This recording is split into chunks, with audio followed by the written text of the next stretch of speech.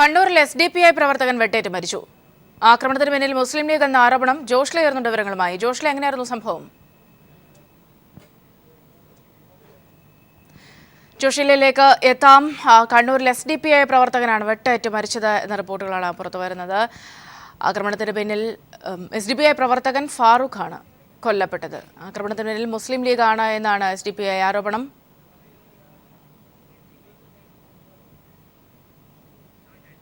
ജോഷ്ലെ വിവരങ്ങളുമായി. ജോഷ്ലെ, വിശദാംശങ്ങൾ.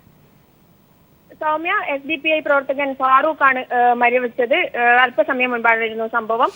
കണ്ണൂർ സിറ്റിയിലാണ് സംഭവം നടന്നിട്ടുള്ളത്. എന്നാൽ ഇതുമായി മറ്റ് പ്രശ്നങ്ങൾ, ഹർത്താലുമായി മറ്റുള്ള ഒരു കാരണവുമല്ല എന്നാണ് അറിയാൻ കഴിഞ്ഞുള്ളത്. മുസ്ലിം ലീഗും അതുപോലെ തന്നെ SDPIയും തമ്മിലുള്ള പ്രശ്നങ്ങളുടെ ഭാഗമായാണ് ഇത്തരത്തിൽ ഒരു ആക്രമണം നടന്നിട്ടുള്ളത് എന്നാണ് അറിയാൻ കഴിഞ്ഞിട്ടുള്ളത്.